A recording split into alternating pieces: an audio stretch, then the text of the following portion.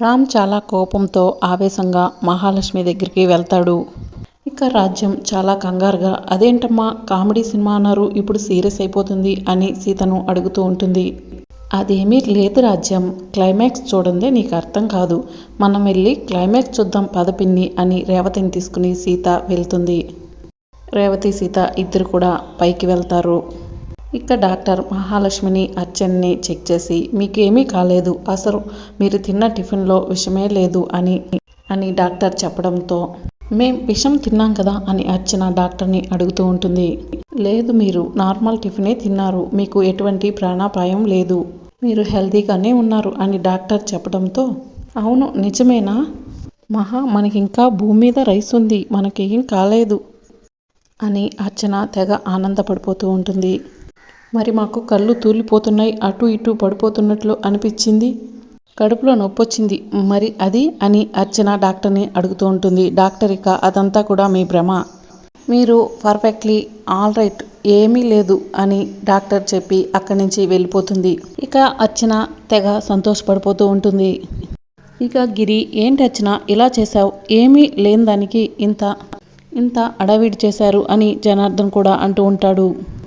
మీ గురించి మేము టెన్షన్ పడి అనవసరంగా వర్క్ అంతా కూడా ఆఫీస్లోనే వదిలేసి వచ్చాము అని కోపంతో జనార్దన్ అనటంతో ఇంతలో రామ్ వస్తాడు. ఇదంతా కూడా వీళ్ళు ఆడిన నాటకం డాడీ అని రామ్ అంటాడు. ఇదంతా నాటకం ఏంటి రామ్, ఇదంతా సీతే చేసింది, సీత మాకు విషమున్న టిఫిన్ పెట్టింది అని అర్చన చెప్తూ ఉంటుంది. చాలా ఆపండి పిన్ని, కావాలని సీతపై చెప్తున్నారు, సీత పైన నిందలు వేస్తున్నారు. సీత మీరు తిన్న టిఫినే తినింది కానీ సీతకేమీ కాలేదు అని రామ్ చెప్తూ ఉంటాడు. ఎందుకు పిన్ని ఇలా చేశారు, సీత పైన అటెంప్ట్ టు మర్డర్ కేసు చేద్దామని అనుకున్నారా ఏంటి అని రామ్ ప్రశ్నిస్తూ ఉంటాడు. అదేంటి అలా మాట్లాడుతున్నావు, సీత పైన మేమెందుకు నిందలు వేస్తాం, సీత మాకు నిజంగానే విషమున్న టిఫినే పెట్టింది అని అర్చన మహాలక్ష్మి ఇద్దరు కూడా చెప్తూ ఉంటారు. ఏంటి పిన్ని ఏం మాట్లాడుతున్నారు, మీరు కావాలని సీతపై నిందలు వేస్తున్నారు అని రామ్ అంటూ ఉంటాడు. ఇదంతా కూడా సీత మా మీద పగపట్టి కావాలని చేసింది రామ్ అని అంటూ ఉంటారు. సీత మీ మీద ఎందుకు పగపడుతుంది అని రామ్ అడుగుతూ ఉంటాడు. ఎందుకంటే నిన్న వాళ్ళ అమ్మా నాన్న తెచ్చిన స్వీట్లలో విషముందని మహా నింద వేసింది కదా, అందుకని సీత పగబట్టింది, బాగా బాధపడింది కాబట్టి మమ్మల్ని విషం పెట్టి చంపాలనుకుని ప్లాన్ చేసింది అని అర్చన చెప్తూ ఉంటుంది. చెప్తూ ఉంటే మహా పక్కన నుంచి ఆపు అర్చన అని అంటూ ఉంటుంది. ఇక అర్చన మొత్తం అంతా కూడా చెప్పేస్తూ ఉంటుంది. ఇక మహా భయపడుతూ ఉంటుంది. ఇక రామ్ వెంటనే మీరు కావాలని నిన్న మామయ్య అత్తయ్య మీద నిందలు వేశారన్నమాట, వాళ్ళని అవమానించి పంపించేశారన్నమాట అని చెప్పి అడుగుతూ ఉంటాడు. ఇక మహాలక్ష్మి అది కాదు రామ్, అర్చన ఏదో మాట్లాడుతూ ఉంటుంది, అది మతి తప్పి మాట్లాడుతుంది, తన మాటలేమీ పట్టించుకోకు అని మహాలక్ష్మి రామ్కి చెప్తూ ఉంటుంది. మతి తప్పి మాట్లాడుతుంది అర్చన పిన్ని కాదు, మీరు ఇంకా ఆపు పిన్ని అని రామ్ మహాలక్ష్మిని అంటూ ఉంటాడు.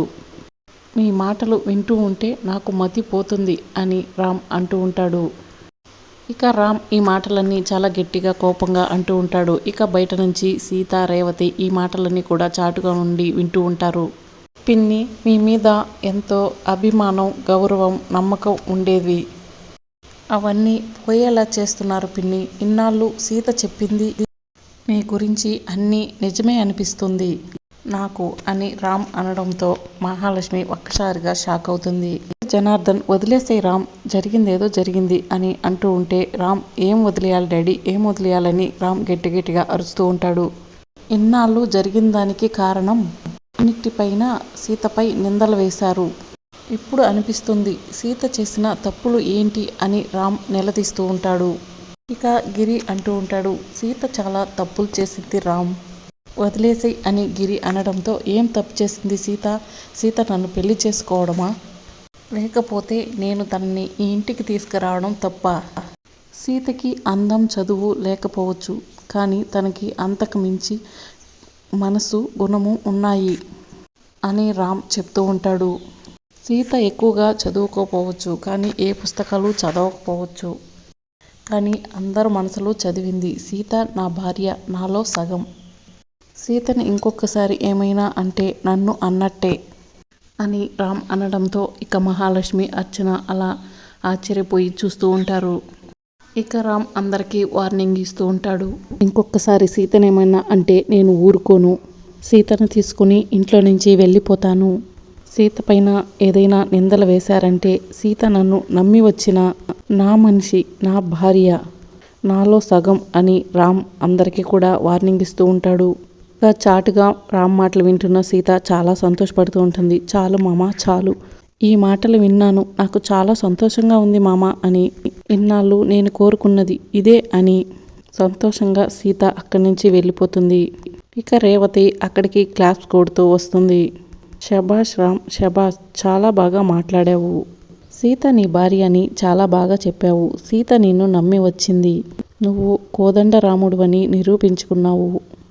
మంచిగా ఉంటే నువ్వు రాముడువని, ఎవరైనా ఆని తలపెడితే కోదండరా అవుతావని నిరూపించుకున్నావు.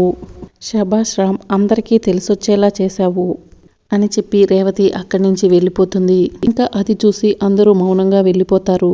ఇక మహాలక్ష్మికి, అర్చనకి తల కొట్టేసినంత పని అవుతుంది. ఇక అర్చన అంటూ ఉంటుంది, అమ్మో, ఆ సీత పెద్ద కిలాడి, ఇంత పని చేస్తుందని అనుకోలేదు అని అనడంతో రామ్తో తిట్టించింది. నిన్ను తిట్టినా పర్వాలేదు, నన్ను కూడా ఇలా మాట్లాడాడు, నేనది భరించలేకపోతున్నాను, చచ్చిపోవాలనిపిస్తూ ఉంది అని మహాలక్ష్మి అంటూ ఉంటుంది. ఇక ఇంతలో సీత వచ్చి, ఏంటత్తా నువ్వు అప్పుడే చచ్చిపోతే ఎలా, ఇంకా అనుభవించాలి కదా. మా నాన్నని, అమ్మని అవమానించారు, విషం కలిపినారని అవమానించారు, విషం కలిపారని నిందలు వేశారు. నాకెంత బాధగా ఉందో తెలుసా. ఇప్పటికీ నేను ఆ బాధని అనుభవిస్తున్నాను. మీరు తీసుకున్న గోతులో మీరే పడేలా చేశాను. కుక్క కాటికి చొప్పు దెబ్బ అంటారు కదా, అలాగన్నమాట. మీరు ఏం చేశారో మీరు గుర్తు తెచ్చుకోండి. అదే నేను మీకు తిప్పి దెబ్బ కొట్టాను. అబ్బా, ఎంత హాయిగా ఉందో, నా చెవిలో అమృతం పోసినట్లుంది. మామ మిమ్మల్ని ఆ మాటలు అంటుంటే ఆ కిక్కే వేరప్ప అని చెప్పి సీత మహాలక్ష్మి దగ్గర నుండి వెళ్ళిపోతుంది. ఇక రామ్ గదిలోకి రాగానే సీత పూల వర్షం కురిపిస్తూ ఉంటుంది. రామ్కి స్వాగతం చెప్తూ ఉంటుంది పూలు చల్లుతూ. ఏంటి సీత, స్వాగతం ఏంటి అని రామ్ అడుగుతూ ఉంటాడు. శభాష్ మామ, నువ్వు ఎంత బాగా మాట్లాడావో. నేను కోరుకున్నది ఇదే మామ, నా గురించి ఎంత గొప్పగా చెప్పావో అని సీత రామ్కి చాలా సంతోషపడుతూ చెప్తూ ఉంటుంది. మరి నేను ఆఫీస్ నుంచి చాలా కోపంగా వచ్చాను సీత, నీ పని చెప్దామని వచ్చాను. నువ్వు విషం కలిపామని పిన్ని చెప్పగానే వచ్చాను, కానీ ఇక్కడికి వచ్చాక నిజం తెలుసుకుని నేను ఊరుకోలేకపోయాను. అందుకే పిన్నితో అంత గట్టిగా మాట్లాడాను. పిన్నికి నేను ఎప్పుడూ ఎదురు మాట్లాడలేదు, ఇదే ఫస్ట్ టైం. నీ జోలికి వస్తే నేను ఊరుకోలేను సీత. నాకు నువ్వంటే అంత ఇష్టం. తప్పు నీదని తెలిస్తే ఊరుకోను, కానీ తప్పు నీదని లేకపోతే నీ వెంటే నీకు అండగా ఉంటాను సీత అని రామ్ చెప్పడంతో, పోనీలే మామ, నువ్వు నాకు సపోర్ట్ చేశావు, నా గురించి అర్థం చేసుకున్నావు, ఇదే నాకు చాలు అని సీత అంటూ ఉంటుంది. కానీ పిన్నితో అలా మాట్లాడినందుకే కొంచెం బాధగా ఉందని రామ్ ఫీల్ అవుతూ సీతతో అంటూ ఉంటాడు. తప్పు చేస్తే చెప్పాలి మామ, లేకపోతే ఎప్పటికీ వాళ్ళకి తెలియదు.